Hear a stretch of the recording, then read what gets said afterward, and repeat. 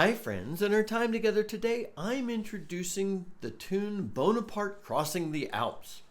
Wow, this tune goes by a lot of names.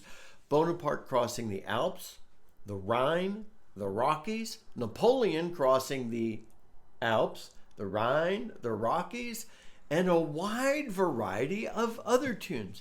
Now, what that really means is that it's an older tune that has been popular all over the place, because when a tune gets popular in different places, it takes on the flavor of the place. And also people tend to know it by different yet similar names. Although it also depends how it's used, because I didn't mention some of the names that aren't similar to Napoleon doing something on a military campaign.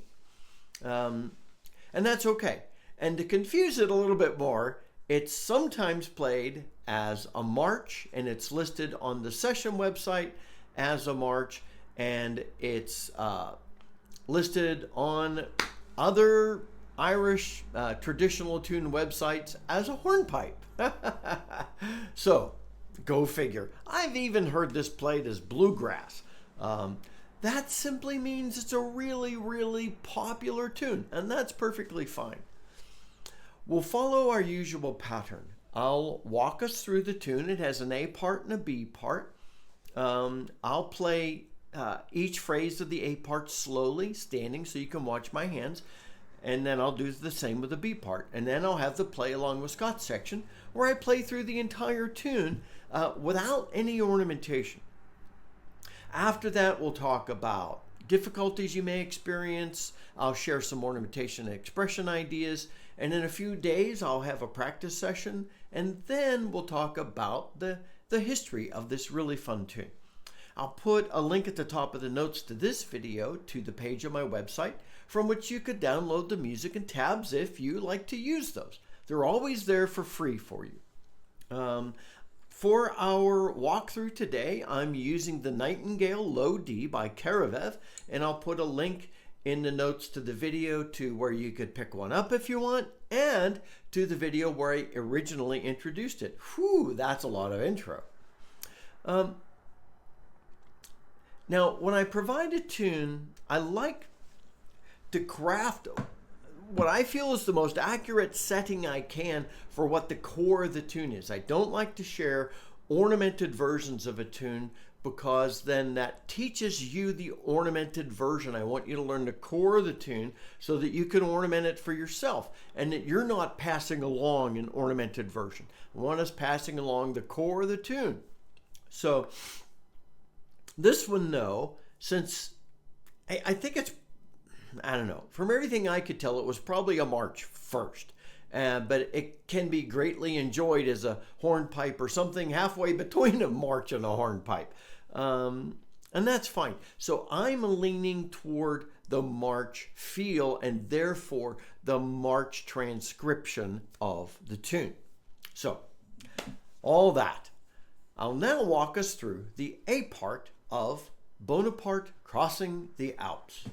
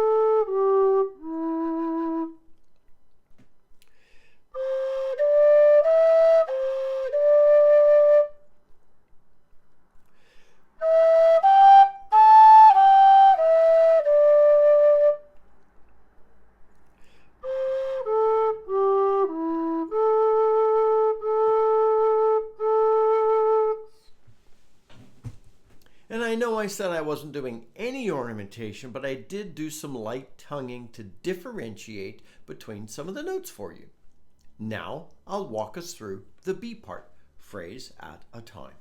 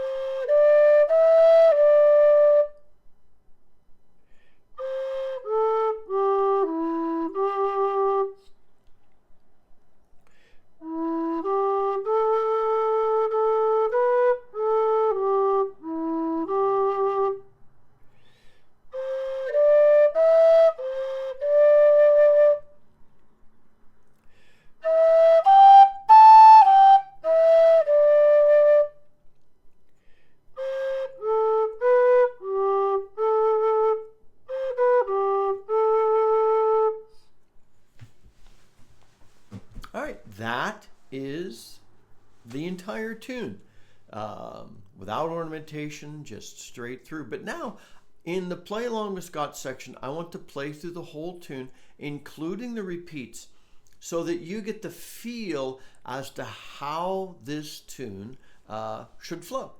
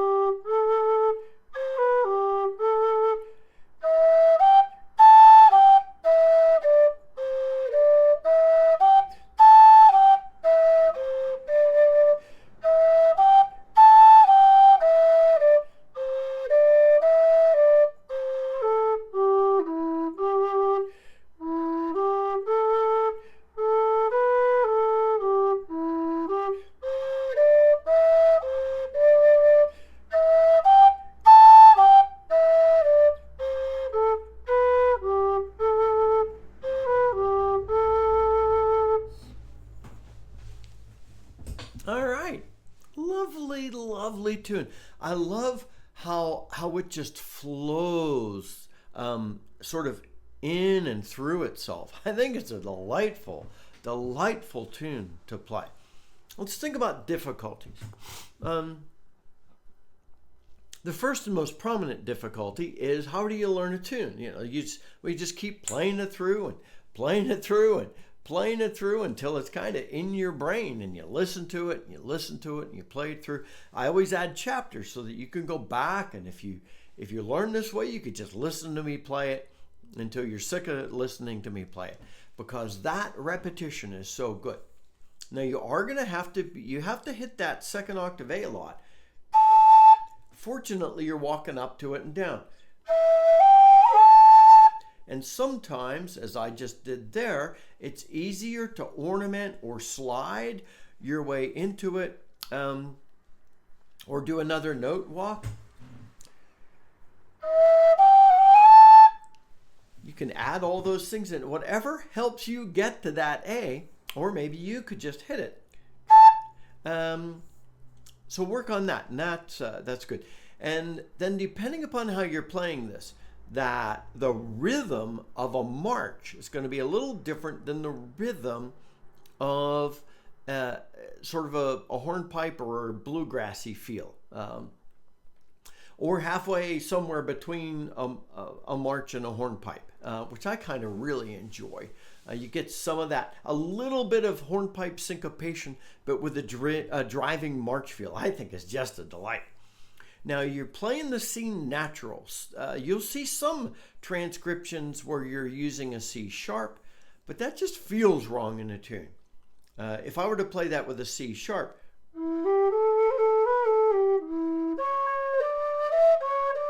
See, it needs a slightly, it's not stepping that way. It steps to the C natural.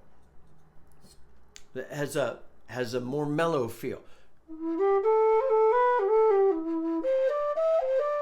See, that just feels right. So, anyway.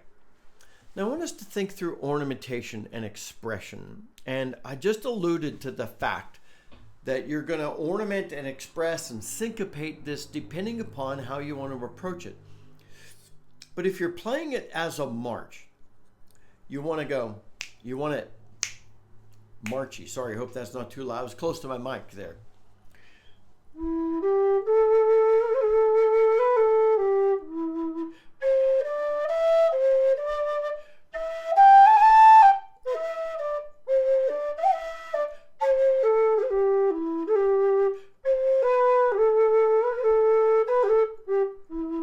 So you'll want a little bit of punchiness to it.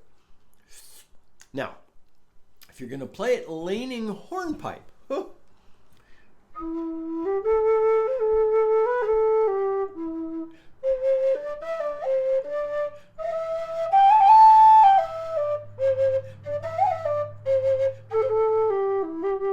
you're going to get more runs in and like maybe a few more rolls and stuff. But you're gonna syncopate it into that. So you want to get that feel too. But you can add that to a driven feel, and you can combine the two a little bit.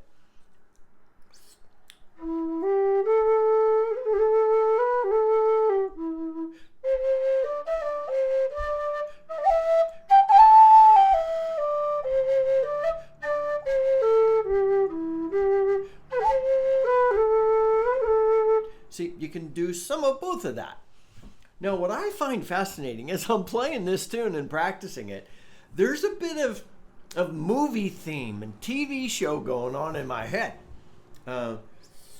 Just that one phrase.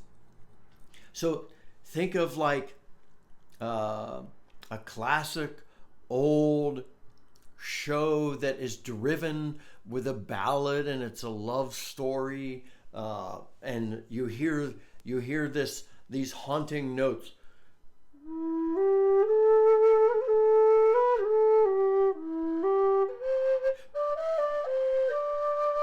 And then, see, it feels a little TV series to me. But obviously there was no TV when this came out. So, march, hornpipe, TV show theme, play it like you're going to enjoy it. But practice it as a march, and then practice it leaning the hornpipe and see what you think you really enjoy.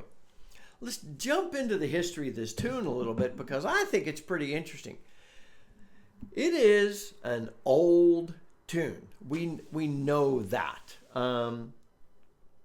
One thing you need to be aware of is, though, it was May of 1800 that Napoleon crossed the Alps. However, that doesn't mean that the tune is no earlier than that. That means the name of the tune is no earlier than that. Remember, these tunes are fluid. There are some people that say that they see some of the primary thematic elements of this tune in other tunes, and some point out a couple particular ones that O'Neill captured decades earlier than Napoleon crossed any Alps. So we know it's a very old tune. We know it's a very, very popular tune because everybody wants to claim it. Some people say that the Bonaparte themed tunes grew out of the Irish rebels who wanted to honor Napoleon and also wanted him to come to their aid and rescue. And so they wrote tunes in his honor. Others say it was simply a tune written to commemorate Bonaparte crossing the Alps. And others say, yeah, it's an even older clan march, march into battle tune. because it's got that that driving, marching, this is going to keep you moving feel to it. So, we really don't know. I've read and all the arguments sound really good. Based on the flow of the tune, the fact that it's a march, I personally, this is me personally, I am no expert in these matters. I lean toward it's an old clan march tune that was adopted by, and it could also be an old Scottish clan tune. I'm not saying it's not. You got to remember the Scottish-Irish crossover during this period was happening a lot. And so it could be, that blend over, and then it was adopted to honor Napoleon. So all we know is this tune has a long, long history. This tune has many, many uses, and this tune is loved by many. So you will love it, my friends. Dive in, learn it. In a couple of days, I'll share a practice session where I'm experimenting with different ways to play this beautiful tune. I hope this has been helpful for you. If it has, please like the video so that YouTube recognizes and pays attention to our great community. If you're brand new and just checking us out because of the tune, please subscribe and join our community. We've got a great community of folks who play the whistle. I know also that many of you know this tune. What's your favorite way to play it? March, hornpipe, bluegrass? What are your thoughts? Until next time, this is Scott Shade. Happy whistling, my friends.